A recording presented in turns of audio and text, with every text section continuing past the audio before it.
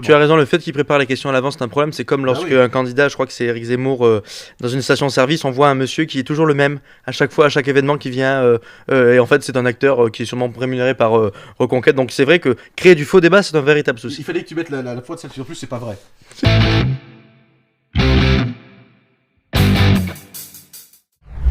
Quel est votre avis un peu sur le débat public en France, en quelques mots? Il n'y a pas de débat.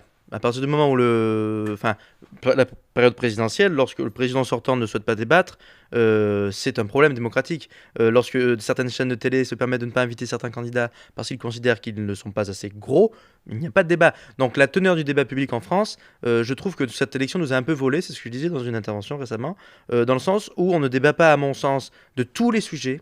Et on débat de certains sujets un petit peu trop, on ne débat pas assez d'autres sujets, et on ne débat pas avec les individus qui devraient débattre parce qu'ils sont candidats. Donc je pense qu'il y a une forte responsabilité des grands groupes de médias, il y a une responsabilité du président sortant qui est énorme, parce qu'il joue sur la guerre en Ukraine, parce qu'il a déclaré tard sa candidature. Tanguy, quel est ton avis toi sur le débat en Je France? pense qu'aujourd'hui, il y a un manque cruel de débat aujourd'hui en France, on le voit. Comme tu l'as dit, le président sortant refuse de débattre, ce qui pour moi est assez... Alors, ses prédécesseurs ne l'ont pas fait certes, mais c'est pas une raison. Aujourd'hui, vu la situation dans laquelle se trouve le pays, que ce soit pour diverses raisons bien sûr, il y a une situation qui est pas terrible dans le pays aujourd'hui, il faut bien le reconnaître. Voilà, je pense qu'aujourd'hui, il serait normal que le président de la République, plutôt que de faire des interventions seules dans lesquelles les questions sont préparées à l'avance, vienne s'expliquer face à ses concurrents, face aux autres candidats, d'ailleurs qu'ils soient petits ou pas. Pour moi, il n'y a pas de petits candidats, il y a des candidats à la présidentielle, c'est tout. Qu'ils devraient tous avoir le même temps de parole et la même égalité sur les plateaux, il me semble d'ailleurs. Il serait normal que le président de la République vienne exposer son bilan et qu'il vienne en débattre et essayer de le défendre face aux autres candidats, Oui, tout simplement. tu as raison, le fait qu'il prépare les questions à l'avance, c'est un problème. C'est comme lorsque oui. un candidat, je crois que c'est Éric Zemmour, dans une station-service, on voit un monsieur qui est toujours le même à chaque fois, à chaque événement qui vient. Et en fait, c'est un acteur qui est sûrement rémunéré par Reconquête. Donc c'est vrai que créer du faux débat, c'est un véritable souci. Il fallait que tu mettes la foi de celle-ci. En plus, c'est pas vrai.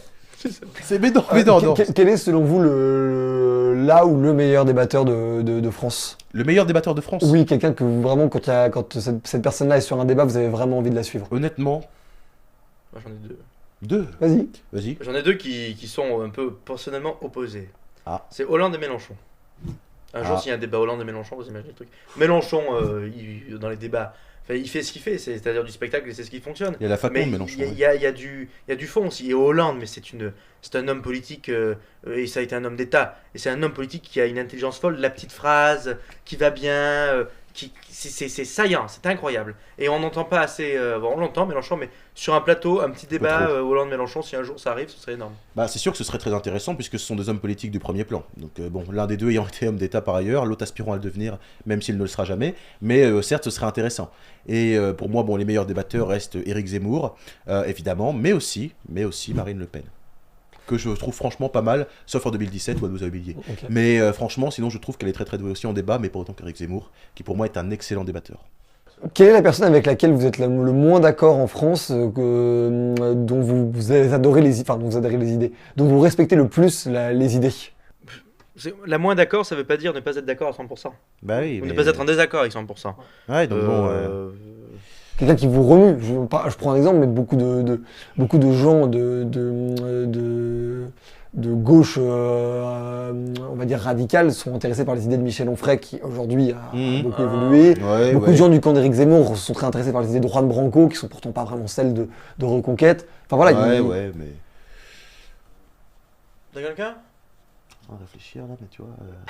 Moi j'ai Jean-Luc Mélenchon, je suis en accord. J'allais parler de lui, avec mais Hidalgo, Mélenchon, moi je Non. tiens Hidalgo, mais avec Mélenchon j'ai beaucoup de points d'accord, mais c'est peut-être le candidat de gauche avec lequel je suis le plus en désaccord. Mais c'est minime. Sur le nucléaire, je suis pas d'accord. Sur l'OTAN, je suis pas d'accord. Sur l'international et sur la position qu'il a pu avoir avec la Russie, je suis pas d'accord. Mais vous voyez, c'est 3 points. Parce que j'ai d'autres points d'accord qui sont L'Europe même, majoritaires. peut-être. L'Europe, je suis pas d'accord. Parce que je considère pas que ce sont les traités qui nous empêchent et que c'est d'abord la responsabilité du chef de l'État. Parce que les traités, on les a jamais respectés, donc faut arrêter. Les 3% de déficit, les 60% de dette publique, on les a jamais respectés, on n'a jamais été amendé pour. Donc je suis le moins d'accord avec lui sur ça. Mais vous voyez, Hidalgo, je suis pas d'accord pour mettre fin au nucléaire, par exemple. Ah bah oui. Non, moi par contre, ce sera plutôt peut-être Fabien Roussel dans cette campagne. Ok, Je dirais. très intéressant. Pourquoi tout ça, ouais. Alors, je suis pas d'accord avec ces idées. Une bonne viande. Mais Voilà. Mais ça. d'ailleurs, la gauche l'attaque tout le temps là-dessus, parce que c'est quelqu'un qui, contrairement à d'autres, aime son pays. Je ne parle pas de toi, mais qui aime son pays. Et je vois que ça dérange la gauche chaque fois. Elle dit ah, mais c'est l'autre qui parle de saucisson, qui parle de bon fromage, etc. Comme s'il avait dit quelque chose de mal. Il y a quoi de mal, quoi de mieux qu'en France? Aimer une bonne viande, aimer boire du vin rouge, etc. On est en Il a un France. programme intéressant, mais il peut éviter de parler tout le temps de la viande, c'est vrai. Il a un programme intéressant, il pourrait parler de son programme. Il y a un problème avec la viande? Non, Il y a la consommation de viande, il faudra se poser la question, bien entendu. Oh, je rigolais en disant ça. Mais je veux dire.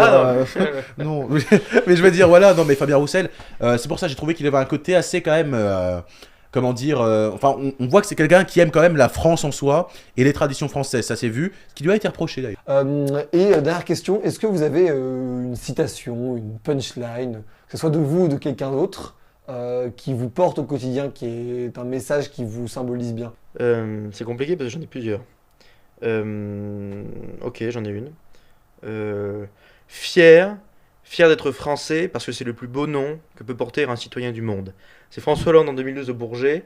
Il explique que on fait partie, nous les Français, on est dans un pays qui peut changer le cours du monde. Il n'y a pas beaucoup de pays qui peuvent se permettre de changer le cours du monde. Par conséquent, être français, c'est une responsabilité. On n'est que 68 millions dans ce pays. On est plus de plusieurs milliards dans le monde. C'est une responsabilité qui porte. Le président de la République française, le chef de l'État français, influence le monde. Par conséquent, on peut changer la vie et des Français et des autres. Donc il faut avoir en conscience, je pense, qu'en tant que Français, et tout à l'heure on disait avant la force de la France, l'influence de la France, est très importante. Et la France n'est pas en déclin. La France n'est pas en déclin si on décide qu'elle ne le soit plus. Notamment sur le plan social, on peut rayonner sur le plan culturel, sur le plan social et à l'international, et user de la francophonie notamment. Moi, c'est pas une citation, ce serait plutôt une sorte de slogan qui est très récent. Ce serait plutôt, tout simplement, tout le monde le connaît, qu'impossible n'est pas français, puisque rien n'est impossible quand on est français. Je pense que rien n'est impossible pour ce pays, qui a tout connu, qui a tout traversé, qui peut se relever, qui peut reprendre de sa grandeur, qui peut récupérer de son panache d'autrefois. Et je pense qu'impossible n'est pas français, parce qu'être français, c'est se battre, c'est se lever.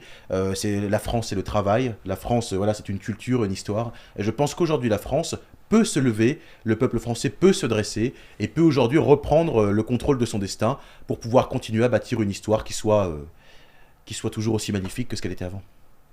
Merci les amis. Cette émission du Crayon est maintenant terminée. Je compte sur vous pour vous abonner, pour liker la vidéo, pour nous donner aussi votre avis en commentaire. C'est très important de savoir ce que vous en pensez. N'hésitez pas à débattre, évidemment dans le respect. On se retrouve très bientôt pour de nouvelles vidéos. C'était Valorant. Ciao.